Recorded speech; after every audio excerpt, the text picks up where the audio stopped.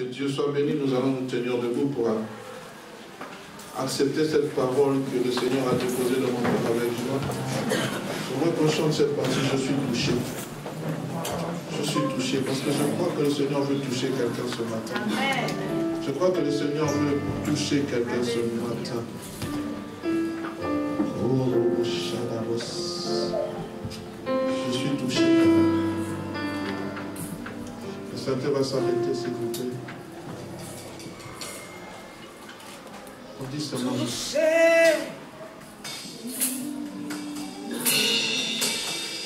suis touché. Est-ce qu'on peut avoir le micro, s'il vous plaît, bien aimé? Touché. Je suis touché. Je suis touché. Et ce matin, la parole te touche. Je suis touché. Touché. Alléluia. Je suis touché. Qui veut être touché ce matin par Dieu? Touché. Contemple le Seigneur assis sur son trône. Je suis touché. Alléluia, touché. Touché. Je suis touché. Touché. Maintenant, je vais être touché. Touché. Alléluia, je suis touché. Je suis touché. Oh oui, je suis touché.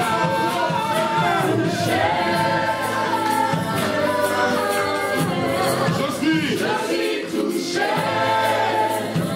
Oh oui, oui, je suis touché par ta parole. Je suis.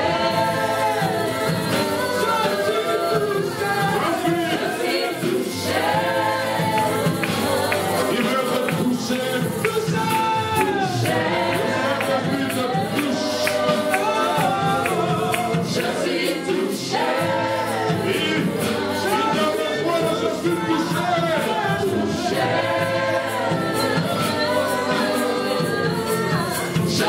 touché. C'est pour cela que je vais prier à toi.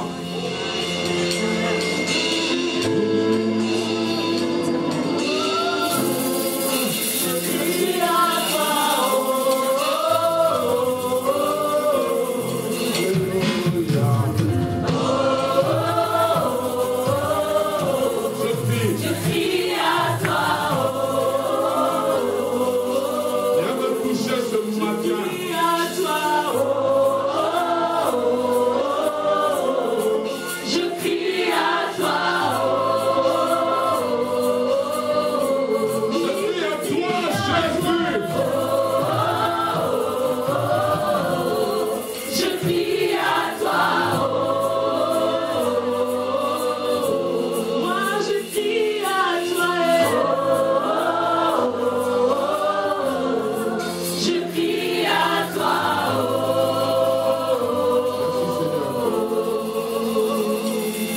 Lève tes mains. Ma prière ce matin ou ce midi, c'est que le Seigneur te visite. Que le Seigneur soit réellement ton guide. Amen. Que le Seigneur soit le chef qui te conduit à bon port. Ce matin, quand je me suis réveillé, j'ai dit Seigneur, répands ta gloire sur ton peuple. Et le Saint-Esprit me mettait à cœur, le Seigneur, lorsqu'il descend, il ne descend pas en vain. Lorsqu'il descend, c'est pour faire quelque chose. Et durant ce culte, le Seigneur est descendu. Et je crois qu'il veut faire quelque chose. Il a déjà commencé à faire quelque chose. Attends-toi au Seigneur. On ne peut pas venir et rentrer tel qu'on est venu. Non, c'est impossible. Dans la présence de Dieu, c'est impossible. On doit verser des larmes, on doit crier. On doit même se déchirer les habits dans la présence de Dieu. Il y a quelque chose qui doit se passer. Dans la présence de Dieu. Comment tu peux être indifférent? Ce grand Dieu qui siège, dont les anges ont plongé le regard pour comprendre le mystère du salut. La Bible dit que cela n'a été révélé. Cela a été révélé aux prophètes, que ce n'était pas pour eux, mais pour vous.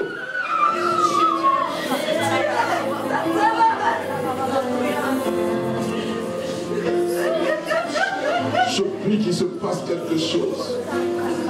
Que le cœur le plus dur soit brisé par la parole. Je crie à toi, Je crie à toi, Jésus. je crie à toi, Je crie à toi, Jésus. je crie à toi, Viens encore sauver, viens encore guérir, viens encore délivrer, viens encore restaurer, viens encore racheter. Je t'en supplie, Père.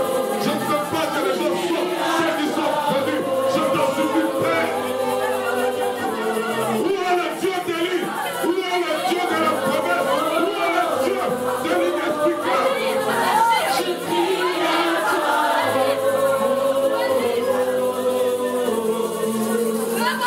Comment quelqu'un peut entrer dans ta présence et sortir avec cette maladie? Comment quelqu'un peut-il venir avec ce fardeau et repartir avec cela? Comment, Seigneur?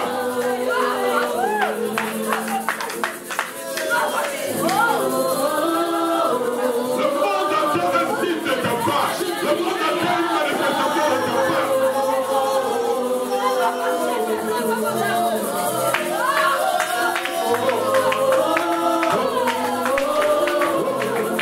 Je crie à toi,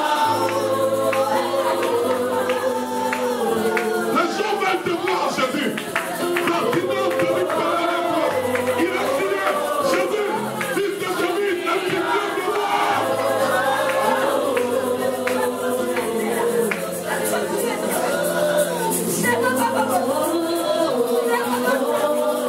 La pomme à tête de la perte de sang. Elle a dit, si je le parlais, il a touché sa robe. Lorsqu'elle a touché, elle a été guérie.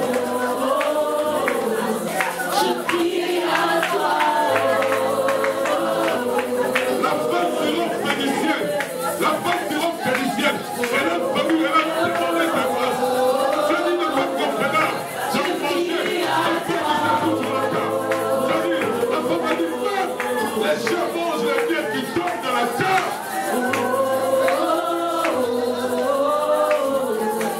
je crie à toi,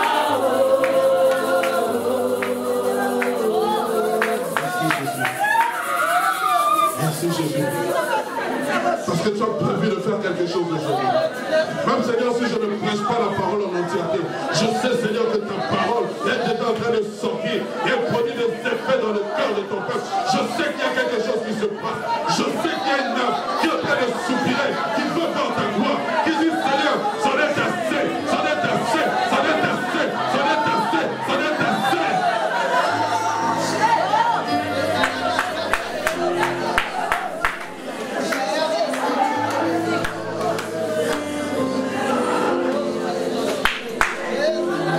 Sanctifie ta parole. Sanctifie ta parole. Sanctifie ta parole. Sanctifie ta parole. Ta parole est la vérité. Ta parole est la vérité. Elle sauve, elle guérit, elle restaure. Au nom de Jésus. Amen. Nous vous rasseoir. Je ne sais pas si j'aurai le temps de finir le message que Dieu m'a donné à cœur. Je bénis grandement le Seigneur pour la direction de ce culte. Et particulièrement quand je suis arrivé le matin, je suis venu légèrement en retard, mais le frère qui dirigeait a entonné un cantique, c'est ton sang qui purifie. Et cela a confirmé le message que le Seigneur voulait que je donne à ce peuple aujourd'hui. Si vous voulez un thème, mon message d'aujourd'hui, c'est la victoire par notre sanctification. La victoire par notre sanctification. Nous sommes dans Josué chapitre 3, le verset 1 à 11. La Bible dit ceci, Josué s'étant levé de bon matin, partit de Sittim avec tous les enfants d'Israël. Ils arrivèrent au Jourdain. Et là, ils passèrent la nuit avant de la traverser. Au bout de 3 jours, les officiers parcoururent le camp et donnèrent cet ordre au peuple. Lorsque vous verrez l'arche de l'alliance de l'Éternel, votre Dieu, portée par les sacrificateurs, les Lévites, vous partirez du lieu où vous êtes et vous vous mettrez en marche après elle. Mais il y aura entre vous et elle plutôt une distance d'environ 2000 coudées. N'en approchez pas. Elle vous montrera le chemin que vous devez suivre, car vous n'êtes point encore passé par ce chemin. Josué dit au peuple, c'est ce passage qui nous intéresse, sanctifiez-vous, car demain l'Éternel fera des prodiges au milieu de vous. Et Josué dit aux sacrificateurs, portez l'arche de l'alliance et passez devant le peuple. Ils portèrent l'arche de l'alliance et ils marchèrent devant le peuple. L'Éternel dit à Josué, aujourd'hui je commencerai à t'élever aux yeux de tout Israël. Je prie que le Seigneur t'élève aux yeux de ta famille, afin qu'ils sachent que je serai avec toi comme j'étais avec Moïse. Tu donneras cet ordre aux sacrificateurs qui portent l'arche de l'alliance. Lorsque vous arriverez au bord des eaux du Jourdain, vous vous arrêterez dans le Jourdain. Où? Dans le Jourdain. Josué dit aux enfants d'Israël, Josué dit aux enfants, approchez, écoutez les paroles de l'Éternel, votre Dieu. Josué dit, à ceci vous reconnaîtrez que le Dieu vivant est au milieu de vous et qui chassera devant vous les Cananéens, les Étiens, les Éviens, les Phérésiens, les Girgasiens, les Amoréens et les Jébusiens. Voici l'arche de l'alliance du Seigneur de toute la terre va passer devant vous dans le Jourdain. Je prie que Dieu fasse un signe dans ta vie afin que tu puisses savoir qu'il est avec toi. Amen. Bien-aimé, Israël sous la conduite de Josué est arrivé à une phase cruciale de son histoire. Ce que Dieu avait promis depuis leur père Abraham est sur le point de se réaliser. Cette promesse était entrer en possession, entrer et prendre possession de l'héritage. Ce beau pays où coule le lait et le miel, pays de repos et de tranquillité. Ce pays dont Josué et le peuple devaient prendre possession n'était pas inhabité. C'était un pays inhabité d'hommes puissants, des hommes de guerre. Et Dieu incitait ces différentes nations qui faisaient un obstacle face au peuple israélite. Mais ces hommes qui étaient puissants et forts avaient perdu le courage en entendant parler des espoirs que Dieu avait fait avec Israël contre toutes les nations qui ont osé se lever pour leur tenir tête. Bien aimé, tu sais, lorsque les nations se lèvent contre une autre nation, la nation qui est vainqueur, qui gagne le combat, elle fait craindre les autres nations. Comment a-t-elle pu vaincre ces autres nations qui paraissaient être plus fortes? Je prie, bien aimé, que toutes les nations qui se lèvent contre toi, que ton ennemi, lorsque tu les terrasses, c'est lorsqu'il fasse fuir les autres ennemis, qu'ils puissent trembler en disant, ici, là, on ne doit pas faire de la blague. On est ensemble, bien aimé. Ils ont perdu courage. Parce que Dieu était au contrôle de toutes choses. Dieu les avait exterminés. Et arrivé aux portes de Canaan, Josué va envoyer 2 espions pour explorer le territoire de Jéricho. Ceux-ci vont revenir avec un témoignage positif, un témoignage réconfortant. Ils disent à Josué, nous sommes dans Josué chapitre 2, verset 24. Certainement, l'Éternel a livré tout le pays entre nos mains. Et même tous les habitants du pays tremblent devant nous. Waouh! En entendant ce témoignage, je pense que Josué pouvait se dire, c'est fini. Nous allons terrasser le peuple ennemi. Une belle assurance qui essaie de savoir que la victoire est certaine. Mais Josué, je l'aime beaucoup, il ne va pas seulement se contenter de ce rapport. Il ne va pas seulement dire ce rapport suffit. Il fera plus que cela. Hormis l'ordre de se ranger en bataille et de suivre l'arche de l'Éternel portée par le sacrificateur, il dira au verset 5, sanctifiez-vous. Mais Josué, pourquoi devons-nous nous sanctifier? Dieu nous a déjà livré nos ennemis entre nos mains. Non! Je reviendrai. Pourquoi? Parce que demain, l'Éternel fera des choses extraordinaires au milieu de vous. J'aimerais dire à quelqu'un ce jour, bien-aimé, les choses extraordinaires que Dieu veut faire avec toi dépendent de ta vie de sanctification.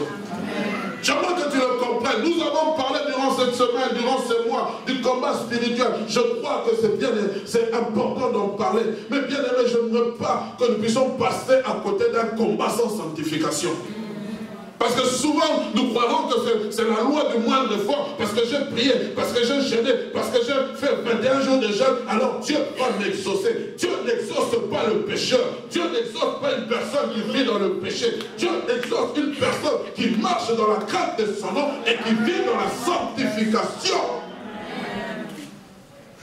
Sinon, ça sera terrible et dangereux de prendre l'église et de dire nous combattons, nous sommes dans la victoire, mais tu vis dans une vie du péché et tu penses que tu seras vainqueur. J'aimerais te dire faux et archi faux. On est ensemble. Amen. Alléluia. Je comprends donc que non seulement Josué comptait sur l'Éternel, qui avait entre sa main l'issue du combat, entre ses mains plutôt l'issue du combat, et que celle-ci était certaine. Il savait que pour confirmer cette victoire, il avait une part importante à jouer. Leur implication était celle de se sanctifier. Car sans la sanctification, la défaite est assurée. On est ensemble. Bien aimé, les deux mots sanctifier et sanctification ont un rapport avec l'adjectif saint. Se sanctifier signifie rendre saint. Et la sanctification désigne le processus qui conduit à la sainteté. Je ne vais pas entrer dans ces grandes explications parce que là, c'est aussi un sujet doctrinal pour lequel il faudrait que l'Église puisse s'asseoir et comprendre l'importance de la sanctification. Lorsque j'accepte Christ dans ma vie bien-aimée, je deviens saint. Je n'ai pas besoin d'être canonisé. Je n'ai pas besoin que dans une certaine ville, qu'on puisse dire, voilà, maintenant, à partir d'aujourd'hui, Hugues Arnaud est devenu saint. Non! Je deviens saint par la position que j'occupe en Jésus-Christ. Quand Christ m'a racheté, il a fait de moi automatiquement un saint. C'est pour cela l'apôtre Paul pouvait dire, je salue tous les saints de l'Église. Oh bien-aimé, dis à ton voisin, tu es saint. Saint Hugues, Sainte Nicole. Oh, c'est merveilleux. Et cette partie-là s'appelle la sainteté de position. Donc, par rapport à l'œuvre de la croix que Christ a accomplie dans ma vie, je deviens saint. Mais il y a le processus, frères, sœurs. Il y a ce processus qui est important. C'est la marche dans la sanctification. Plus je demeure avec Jésus-Christ, plus il faut que je puisse aller de gloire en gloire. Amen. De sainteté en sainteté. Le Hugues d'hier n'est pas égal au Hugues d'aujourd'hui. Le Hugues d'aujourd'hui ne sera pas égal au Hugues de demain. Pourquoi? Parce que Dieu viendra chercher une église sainte, sans tache ni rite. C'est pour cela l'église, tous les jours, doit se sanctifier, se préparer à la rencontre de son Dieu. Dieu ne prendra pas un voleur, Dieu ne prendra pas un brigand, Dieu ne prendra pas un impunique, Dieu ne prendra pas un menteur, Dieu ne prendra pas un tricheur. Il prendra une église sans tache ni rite, qui n'a rien d'irrépréhensible. Amen. Dieu a dit à Moïse, dans Lévitique chapitre 19, verset 9, 2, vous serez saints, car je suis saint, moi, l'Éternel, votre Dieu. C'est une recommandation. Et lorsque vous êtes dans 1 Pierre chapitre 1, verset 15 à 16, il est dit ceci, mais puisque celui qui vous a appelé est saint, vous aussi soyez saints dans toute votre conduite. Selon ce qu'il est écrit, vous serez saints, car je suis saint. C'est une recommandation, frères, sœurs. Même si tous les jours on ne va pas vous le dire, mais vous devez comprendre que nous devons marcher dans la sainteté. Aucun combat, aucune victoire ne peut être la tienne lorsque tu vis dans le péché, lorsque tu vis dans l'impureté. C'est faux, archi faux. Et même si le pasteur vient te dire que Dieu va te faire cela, il te ment. Même s'il n'y a pas d'amen, je dis la vérité. Le mot sanctification renferme 3 nuances. Séparation, purification et service. Séparation, purification et service. Je vais aller rapidement parce que ce n'est pas vraiment ce qui nous intéresse, mais il est bon d'avoir des éléments de base. Dans la séparation, nous avons ici l'idée d'être mis à part pour Dieu, d'être consacré. Dieu, lorsqu'il vient, il nous rachète, la première des choses, il nous sépare. Il nous sépare des choses du monde, il nous sépare du péché. Pourquoi? Parce que nous devenons saints. Puisqu'il est saint, il faut aussi que nous soyons saints. Dès l'instant où nous perdons cet attribut de sainteté, il nous éloigne de lui. Amen. Amen. 1 Pierre chapitre 2 verset 9 nous dit ceci. Vous au contraire, vous êtes une race élue, un sacerdoce royal, une nation sainte, un peuple acquis. Voici, bien aimé, comment l'apôtre Pierre nous présente, nous les saints citoyens du royaume. Vous êtes un peuple acquis à quoi? Pour annoncer les vertus de celui qui vous a appelé des ténèbres à son admirable lumière. Un peuple saint. Alléluia. Bien aimé, cette séparation est acquise par l'œuvre salvatrice de la croix. Le prix de son rachat. Christ a fait de nous des saints. Cette mise à part nous donne une position de plus que vainqueur. Tu n'es pas vainqueur parce que tu as gêné. Tu es plus que vainqueur parce que Jésus a payé ta rançon. Il t'a mis dans une position de plus que vainqueur. Alléluia. C'est pour ça que l'apôtre Paul a dit, qui nous séparera de l'amour de Christ? En lui, nous sommes plus que vainqueurs. Donc, dès que tu nais en Jésus, en toi, il y a déjà la semence de la victoire. C'est pour cela, frère, tous ceux qui échouent dans ta vie, je les déclare au nom de Jésus. Il faut que les échecs soient anéantis et que les échecs soient transformés en succès. Parce que tu es plus que vainqueur. Oh, tu ne comprends pas ces choses. Tu dois comprendre la position. Ta position, c'est être plus que vainqueur. Quand tu connais cette position, même ta façon de combattre va changer. Ta façon de parler va changer. Tu ne vas pas dire s'il te plaît, non, cède-moi le passage.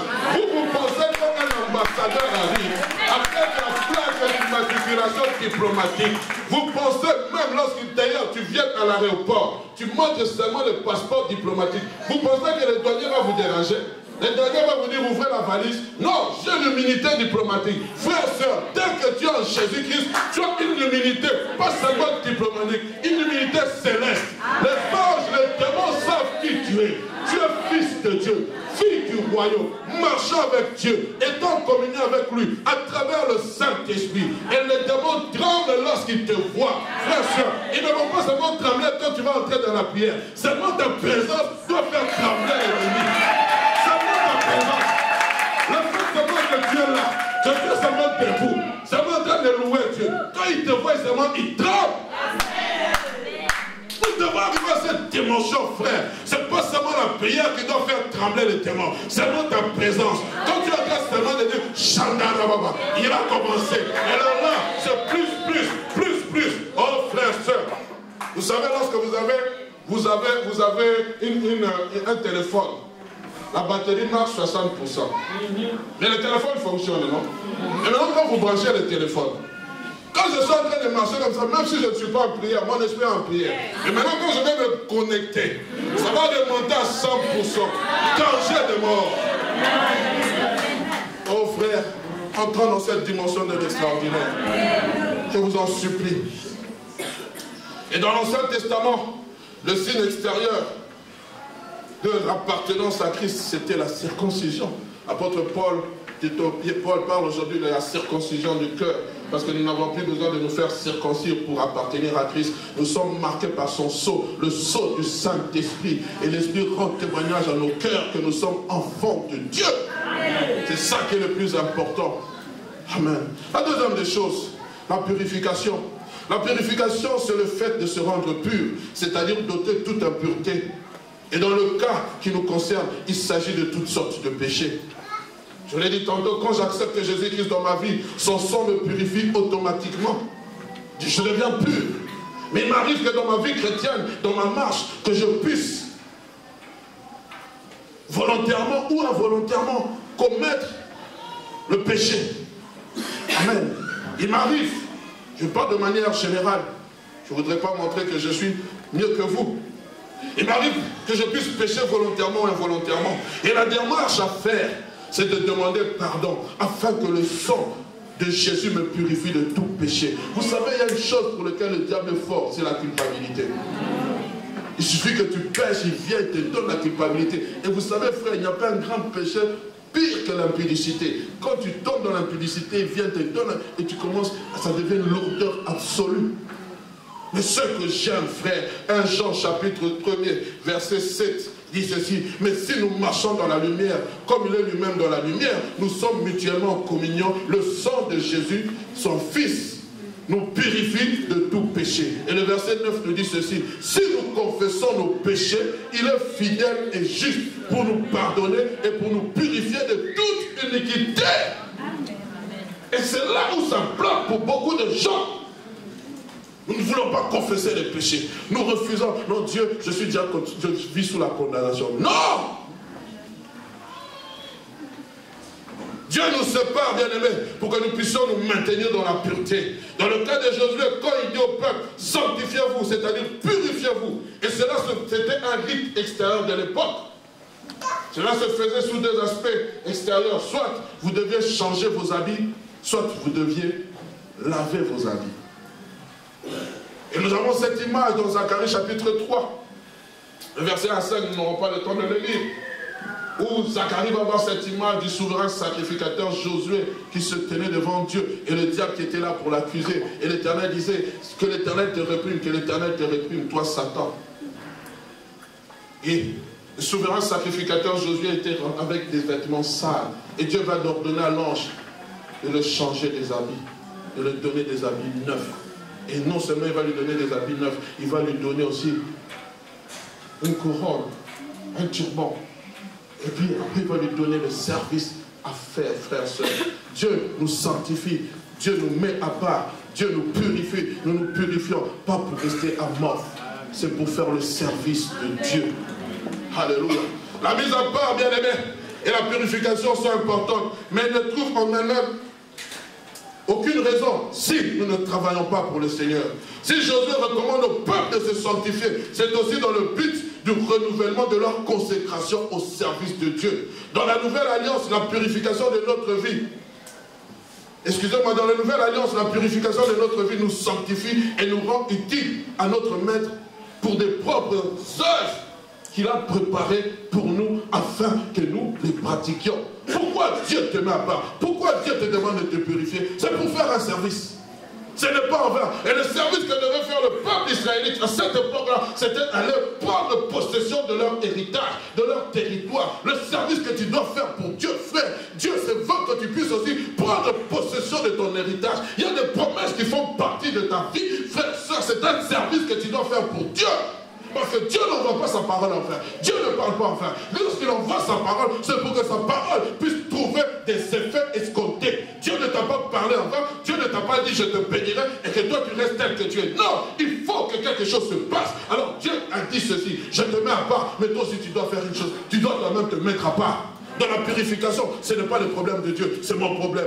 Dieu m'a déjà mis à part, je suis déjà mis à part. Comme l'apôtre Paul disait, c'est que lorsqu'il a appelé à celui qui m'a mis à part, dès le sein de ma mère, qui m'avait déjà consacré. Mais oui, Dieu m'avait déjà consacré, selon les desseins éternels, selon sa préscience, selon son amour insondable. Mais qu'est-ce qui se passe? Lorsque j'arrive en Jésus-Christ, je dois me maintenir moi-même. Oui, parce que Dieu crée en nous le vouloir et le faire, frère, sœur. Ça, ce n'est pas le problème de Dieu. La purification, la marche dans la sainteté, c'est ton problème. C'est toi qui dois savoir comment marcher avec Dieu pour être victorieux face au péché, pour être victorieux face aux tentations, pour être victorieux face au combat que tu livres tous les jours. Amen. Nous sommes en combat, frère. Combat contre la chair, combat contre le monde, combat contre les autorités, les principautés de ce monde. Nous sommes en combat tous les jours. L'apôtre Paul le dit, je suis livré tous les jours. Je suis livré tous les jours, frère. Nous ne devons pas dormir. Cette chair a des désirs qui sont contraires à l'esprit. Ils sont opposés les uns les autres. Mais comment dominer sur la vie de la chair? C'est en menant une vie de sanctification. Amen. Amen. On est ensemble, bien-aimés. Alléluia. Ainsi, bien aimé, la sanctification peut être définie comme une mise à part et une transformation en vue d'un service exclusif du Seigneur. Celui qui est mis à part se met à part pour un service efficace. Dieu te met à part, et toi-même tu te mets aussi à part. Tu comprends? Dieu t'a mis à part, mais toi-même tu dois te mettre à part. C'est pour cela que vous voyez dans la vie chrétienne, il y a des gens qui avancent, il y a des gens qui traînent. Ça fait 10 ans que tu es dans le Seigneur, rien ne marche. Tu penses que c'est les sorciers de ta famille. Ce n'est pas les sorciers de ta famille, c'est ta vie que tu ne veux pas mettre en ordre devant Dieu. Comprenez ces choses, frère. Il faut que nous puissions parler de ces choses. Parce que nous pensons toujours, nous allons lier les démons, nous allons lier les démons. Non, non, non, non, sanctifie-toi. Sanctifie-toi. allons chasser les démons. Les démons ne sont pas là. C'est un problème de pureté. C'est un problème de pureté, de consécration. C'est un problème où tu as une robe sale, tu dois la changer. Tu dois venir auprès de Jésus. Lave-moi par ton sang, afin que l'accusateur de mes frères ne vienne plus m'accuser. Nous l'avons vaincu à cause du sang de l'agneau et de la parole de notre témoignage. Le sang me purifie. La parole, je demande pardon. Je viens de m'humilier devant le Seigneur. Amen. Oh frère, aujourd'hui il n'y a pas de lié. Aujourd'hui il y a un problème de réglage. Réglez le problème. Bien aimé, l'issue du combat ne réside toujours pas par des jeûnes prolongés, par des prières kilométriques, ou dire à répétition au nom de Jésus. C'est devenu comme une formule magique. Oh, quand tu vois un cafard, au nom de Jésus. Oh, tu ne prononceras pas le nom de l'Éternel en vain. Au nom de Jésus, au nom de Jésus, c'est devenu une formule magique. Non! Le nom de Jésus agit avec une vie sanctifiée. Parce que lui, le sec, nous sommes les serments. Comment le sec peut-il donner la sève au serment lorsque le serment n'est pas productif? Il faut qu'on comprenne ces choses. Alléluia. Chasser les démons avec autorité. Dire avec foi, montagne, ôte-toi de là et jette-toi dans la mer. Mais bien aimé, si c'est là, si nous ne vous montrons pas la voie de la sanctification, tout cela est nul. Car sans la sanctification, nul ne verra le Seigneur. Bien aimé, la sanctification est le chemin qui nous montre, qui nous conduit vers la victoire. Amen. Il y a des batailles, bien aimés, que nous livrons dans nos vies. Et dont la clé de la victoire se trouve dans notre sanctification. Il y a des batailles, ma soeur. Il y a des maladies qui te gangrènent. Ce n'est pas un problème de sorcellerie. Ce n'est pas un problème de sorciers du quartier. C'est un problème de sanctification. C'est un problème de purification. C'est un problème où tu dois laisser ce péché. Où tu dois laisser cet homme. Où tu dois laisser ce mari qui n'est pas le tien.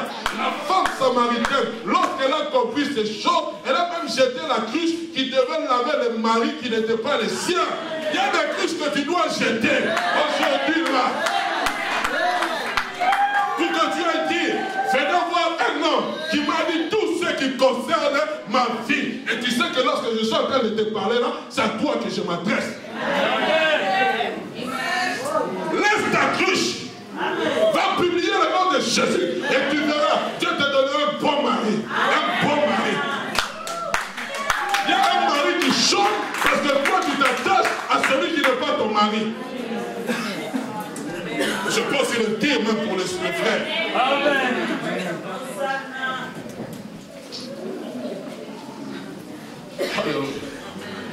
Et c'est ça que Jésus savait.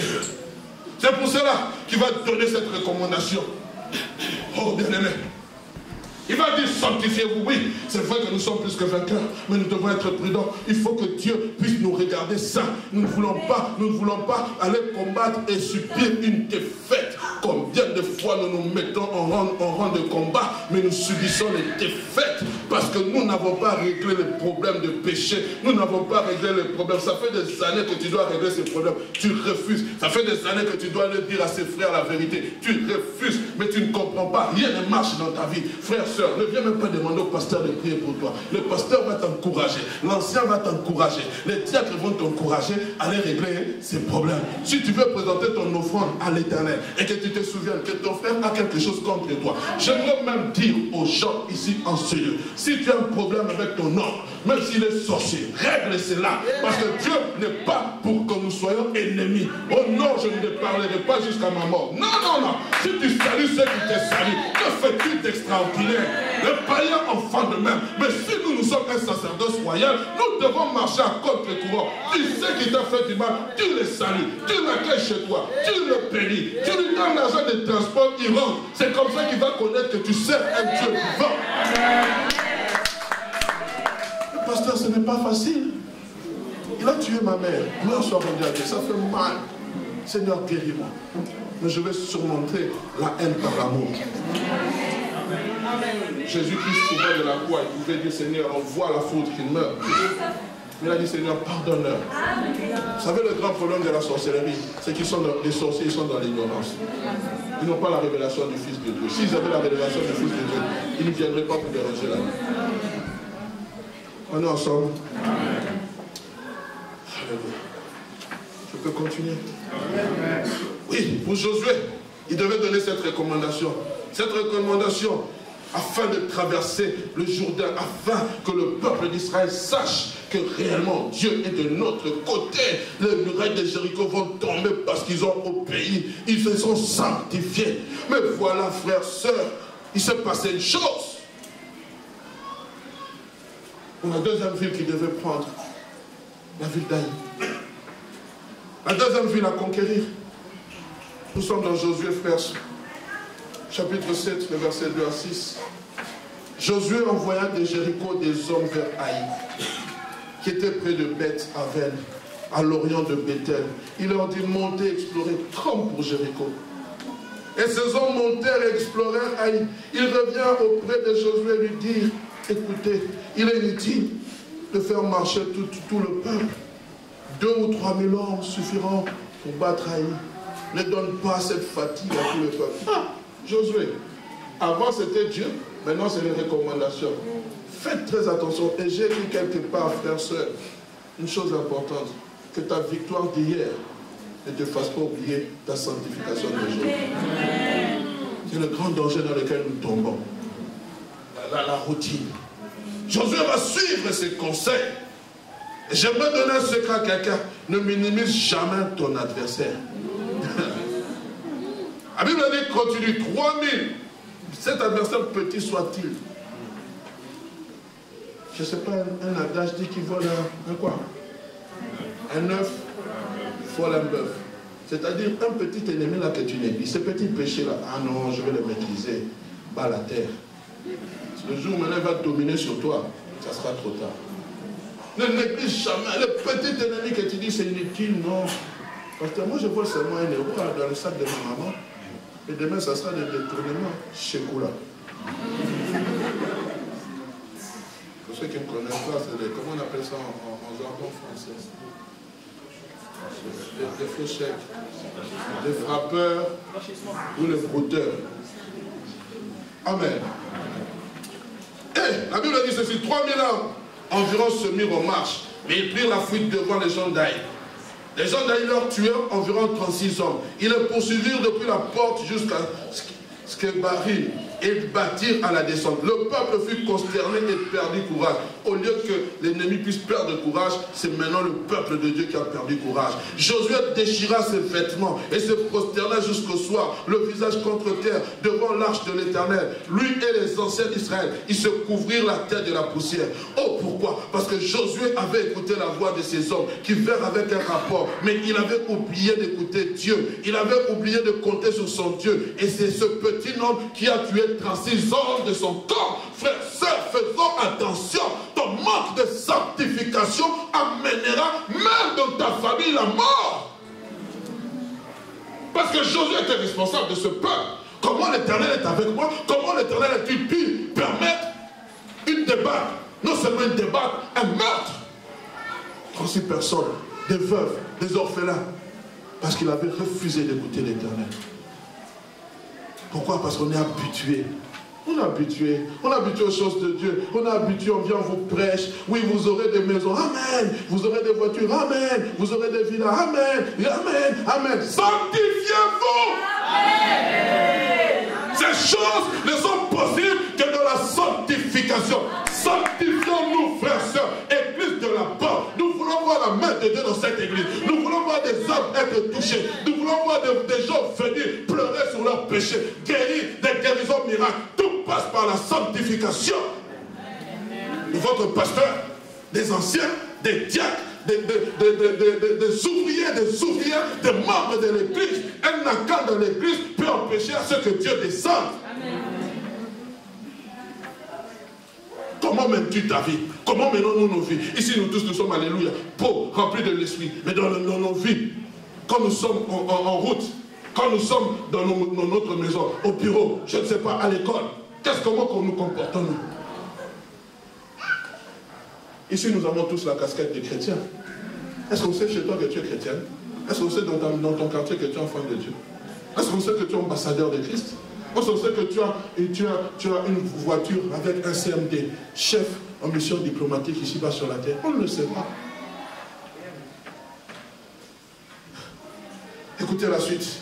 Le verset 10 à 13, on va aller rapidement, ne vous en faites pas. L'Éternel dit à Josué, lève-toi, pourquoi restes-tu ainsi couché sur ton visage? Israël a péché, ils ont transgressé mon alliance que je leur ai prescrite. Ils ont pris des choses dévouées par interdit, ils ont dérobé et ont dissimulé. Ils les ont cachées parmi les bagages, leurs bagages. Aussi les enfants d'Israël ne peuvent-ils résister à leurs ennemis? Ils tourneront le dos devant leurs ennemis, car ils sont sous l'interdit. Je ne serai plus avec vous si vous ne détruisez pas l'interdit au milieu de vous. Lève-toi, sanctifie. J'aimerais dire à quelqu'un, il y a des choses pour lesquelles il ne faut pas toujours prier. Il y a des choses pour lesquelles il faut s'élever. C'est pour cela le thème de notre retraite. Lève-toi car cette chose te concerne. Les 14 jours, lève-toi parce que cette chose te concerne. Il y a des choses pour lesquelles, frère, ce n'est pas la prière qu'il faut régler. C'est d'abord que tu prennes la décision. Josué a prié toute la nuit, tu as dit non, non, non. Tu vas prier, tu vas te fatiguer. Il y a un interdit au milieu de vous. Il faut que vous enlevez cet interdit. Parce que tant que l'interdit sera là, vous tournerez toujours le dos à vos adversaires. Amen. Il y a un interdit au milieu de toi. Et je souligne, tu ne pourras résister à tes ennemis jusqu'à ce que vous ayez ôté l'interdit du milieu de vous.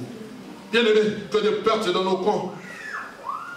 Dans nos camps, quand nous devenons nous-mêmes des Acans. Lorsque nous faisons entrer les interdits au milieu de nous, Dieu te demande de les détruire, mais toi, tu veux les cajoler. La musique, les films, qui ne donnent pas gloire à Dieu, tu veux les cajoler. Non, Seigneur, tu comprends que non. Seigneur, j'ai la maîtrise de ces choses. Frère, la Bible dit fouiller la publicité. Toi, tu prends la serre d'autrui, tu vas avec dans ta maison, tu penses que tu pourras résister. Je te parle à toi, jeune, qui n'est pas marié. Tiens un appartement.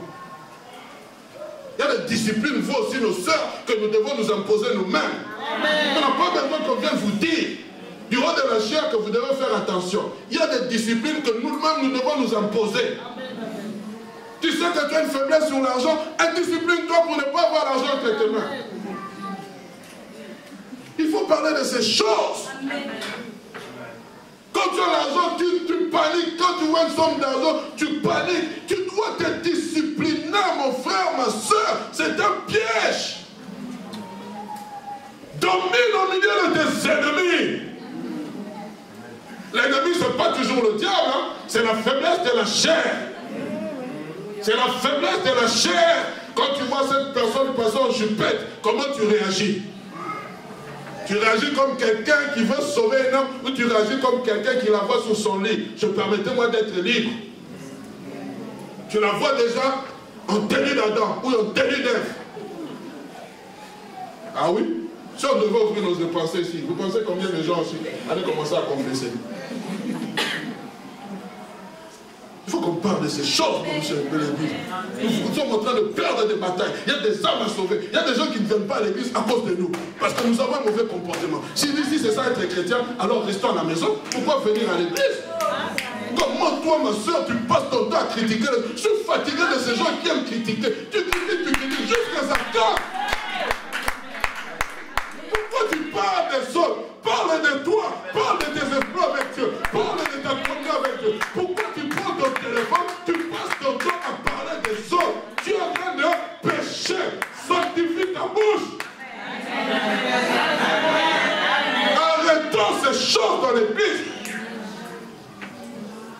Arrêtons, s'il vous plaît. Cela fait fuir la main de Dieu. Et tu rentres, tu souffres, tu es malade, mais tu pars. Tu penses que Dieu va te guérir? Il va d'abord commencer à te guérir la bouche, avant de guérir cette maladie. Pourquoi la maîtrise de la langue? Et bien aimé, toi aussi qui prête l'oreille à ces choses. Ah, il dit non, non, j'ai pas le temps. Comment tu peux passer des heures à parler de X ou de Y? Dis-moi ce que tu as médité. Dis-moi comment tu as prié. Parle-moi de l'édification de la parole. Oh les amis, s'il vous plaît. Que ta victoire d'hier ne te fasse pas oublier la sanctification de tous les jours. Bien aimé, voilà où je voudrais en venir. Par rapport à ce que Josué, ce qui s'est passé. Excusez-moi, ça a un peu sauté, il faut qu'on revienne. Voilà. On aura pas prié avec toi, briser mon premier premier lieu, il faut ôter l'interdit. Et sinon, tes ennemis seront toujours vainqueurs. Ils prendront le dessus sur toi. D'où la raison de mon thème, la victoire par la sanctification, frères, sœurs. Lorsque nous sommes dans 2 Corinthiens chapitre 6, nous pouvons commencer à partir du verset 17. Mais j'aimerais d'abord qu'on nous mette le verset 15. 2 Corinthiens chapitre 6, rapidement. Le temps est en train de filer. On va lire beaucoup de passages parce que la Bible s'explique à elle-même. 2 Corinthiens chapitre 6, s'il vous plaît les amis. Aidez-moi.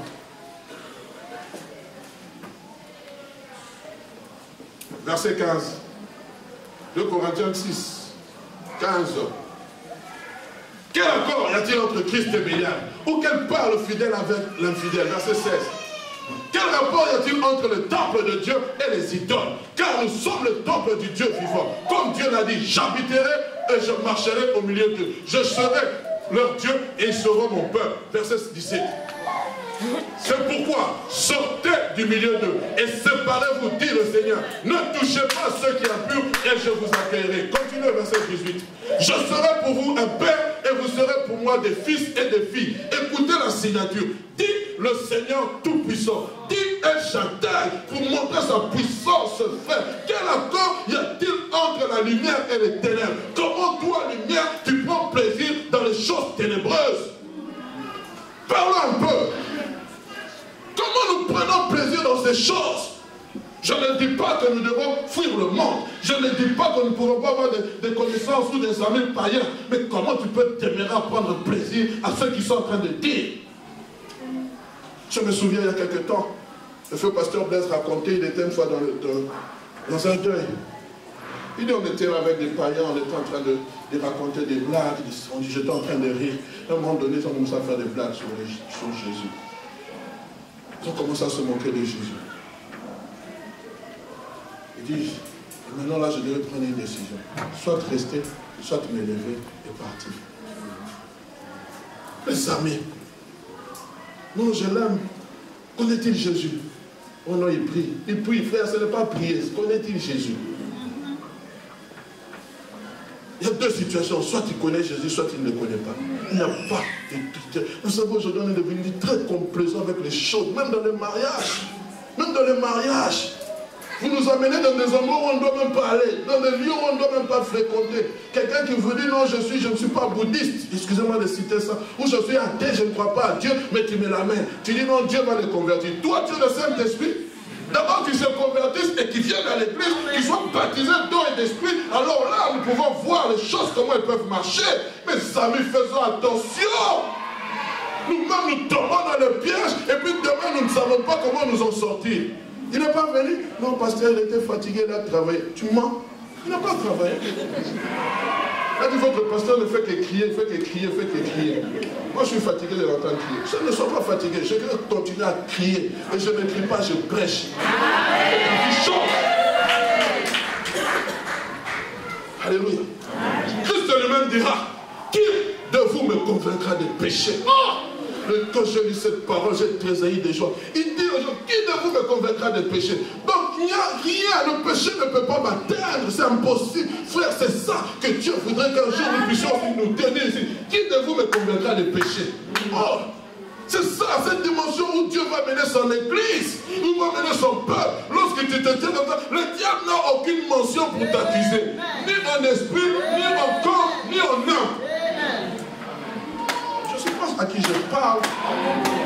Il n'a aucune raison de venir dire, t'accuser comme on a accusé le souverain sacrificateur. Oh, bien aimé. Et qu'est-ce qu'il dit dans Jean chapitre 4, verset 30? Je ne parlerai plus beaucoup avec vous, car le dominateur de ce monde vient, mais il n'a aucun pouvoir sur moi. Oh. Oui, le prince de ce monde vient, mais il n'a aucun pouvoir, il n'a aucune emprise sur moi. Pourquoi? Parce que je ne suis pas de son lot. Frère, c'est ça l'église. C'est ça un vaillant combattant. C'est ça une personne qui doit vaincre. Une bataille dans la sanctification me conduit à une victoire certaine. Mais pourquoi je suis en train de vociférer? Pourquoi je suis en train de parler, frères, sœurs, d'une bataille par la sanctification? Parce que la finalité de tout combat qui est remporté et qui est gagné, c'est le couronnement. Oh, je me suis réveillé avec un chant ce matin, et depuis le temps, du pasteur Moïse Blier, je serai couronné. À la fin, il dit, je serai couronné après ce combat. C'est le couronnement. Lisez quand l'ange parle et il écrit à Jean, écrit à l'église de Philadelphie, écrit à l'église de Sardes, il dit à celui qui vaincra, à celui qui vaincra, à celui qui vaincra, à celui qui vaincra. Voilà la finalité, c'est vaincre, à celui qui vaincra. Je lui donnerai un caillou blanc, à celui qui vaincra. Il sera assis avec moi à la droite, à celui qui vaincra. Frère, la finalité, bien aimé, d'une victoire par la sanctification, c'est le couronnement. Tu n'as pas combattu en vain. Je ne suis pas abstenu de faire des bêtises pour rien. Je serai couronné. Je serai couronné après ce combat. Je serai couronné. Il y a des couronnes qui sont en train de chômer. Lorsque le péché est en train de toquer à ta porte, comme Dieu avait dit à Caïn, domine sur le péché pour que tu sois couronné. Je veux être couronné. Je veux être vêtu des habits somptueux. Je veux avoir cette couronne royale, princière. Lorsque je passe, les anges regardent. Ils sont en train de m'envier. Oh, s'il t'est donné. Oh, frère, c'est pour cela que Christ, quand il est venu, il a dit, si tu connaissais le jour de ta visitation, mais tu n'as pas connu le jour de ta visitation. Tu es en train de passer à côté d'une couronne. Tu es en train de passer. Ce n'est pas la couronne éphémère. C'est pour ça que l'apôtre Paul a dit, moi, je ne combats pas comme à l'aventure. Je ne me bats pas comme frappant. Je blesse durement mon corps. Je le purifie. Je le sanctifie. Afin d'être couronné. Afin d'être couronné. Parce que ceux qui combattent dans les cas, nous combattons pour la couronne corruptive. Mais nous combattons pour une couronne incorruptible. Frère, vous savez que dans le royaume des cieux, il y aura des places qui seront attribuées. Il y aura des couronnements. Est-ce que vous le savez? Les gens ne passent pas. Il y a des gens qui seront sauvés comme au travers le feu. Non, non, non. Moi, je vais avoir une place de marque. Je vais être sauvé. Vous savez, à l'époque, on appelait ça les dépêchages. Donc, tu passes avec 50, ou même 49,2. Mais on te délibère, on te fait passer. Non! Tu comprends, mon frère? Non! Ne cherche pas ce qu'on te repêche. Passe avec une grande distinction. Passe avec un 80%, 90%. Oh frère, une personne qui a 90%, une personne qui a 50%, qui se réjouit le plus? Même si les deux ont passé, mais celui qui a 90%, les gens vont le regarder. Celui qui a 50%, il a 50%. Il a été de péché de justesse. On essaie d'arrondir pour qu'il n'y ait pas trop d'échecs. Oh bien-aimé. Ma prière en ce jour, alors que j'aimerais clore ce message, c'est la même prière que l'apôtre Paul a fait dans 1 Thessaloniciens chapitre 5 verset 23. Que le Dieu de paix vous sanctifie lui-même tout entier et que votre esprit, que votre être, l'esprit, l'âme et le corps soient conservés irrépréhensibles lors de l'avènement du Seigneur Jésus-Christ. Il y a un passage que j'ai oublié de donner, frère. C'est dans Thessaloniciens chapitre 4, verset 3 à 8. Écoutez ce que l'apôtre Paul dit. Ce que Dieu veut, c'est votre sanctification. C'est que vous vous absteniez de l'impudicité. C'est que chacun de vous sache posséder son corps dans la sainteté et l'honnêteté, sans vous livrer à une convoitise passionnée, comme le font les païens, qui ne connaissent pas Dieu. C'est que personne n'use envers de son frère des fautes et de cupidité dans les affaires. Amen. Tu veux une chose, 1 euro, au lieu de donner 1 euro, non, tu mets 2 euros pour avoir 1 euro de plus. Faute, cupidité. Si ce n'est pas un commerce, bien sûr. Écoutez, je continue. Parce que le Seigneur tire vengeance de toutes ces choses, comme nous l'avons déjà dit et attesté. Car Dieu ne nous a pas appelés à l'impureté, mais à la sanctification.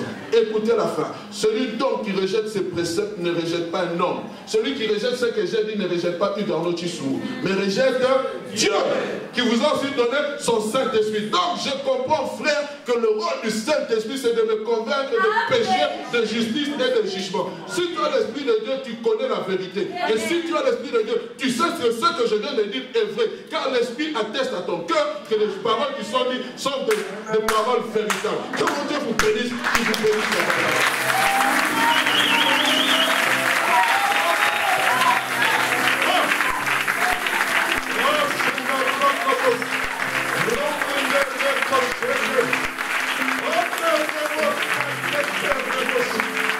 La victoire par votre sanctification.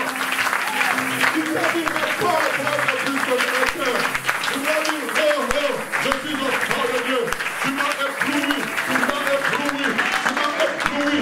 sois ébloui.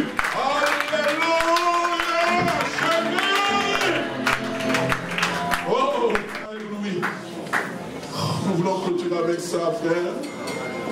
Je t'en supplie, ma soeur, si tu es là et tu sens dans ton cœur que l'Esprit de Dieu t'a parlé, lève ta main, s'il te plaît, lève ta main.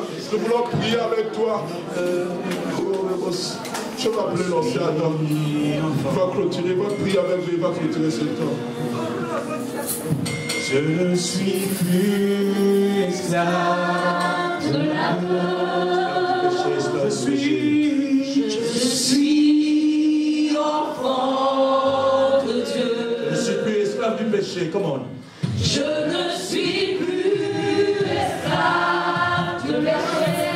Du péché, on ne parle pas de la peur. Je suis enfant de Dieu. Je ne suis plus. Je ne suis plus esclave Péché. du péché.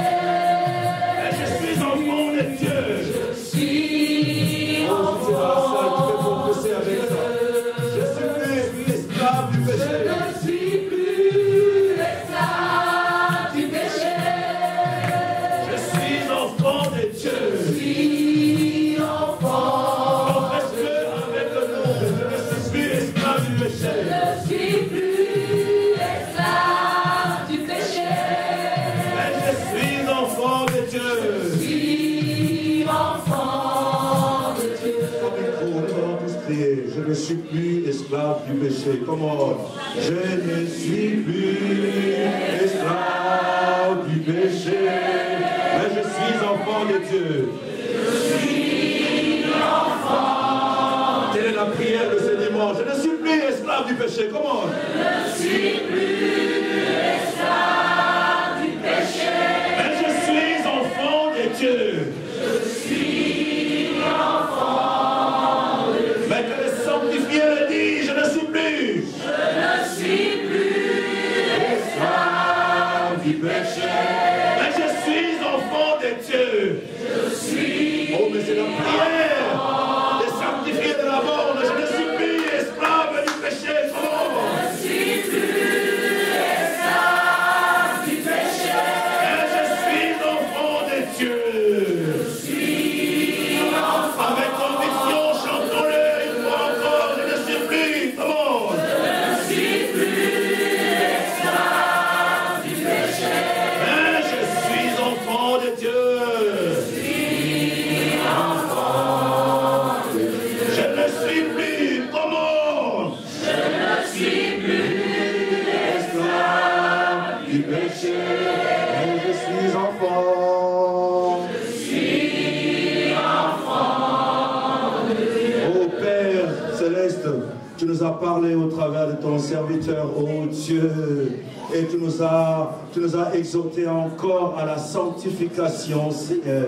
Et nous désirons, ô Dieu, que ton esprit puisse nous aider à cette marche de la sanctification. Et nous le confessons avec conviction que nous ne sommes plus enfants de ce monde. Nous ne sommes plus esclaves du péché, mais nous sommes plutôt enfants de Dieu. Merci pour le sang de la croix qui nous a lavés, qui nous a nettoyés et qui a changé notre identité et qui a changé notre ADN spirituel.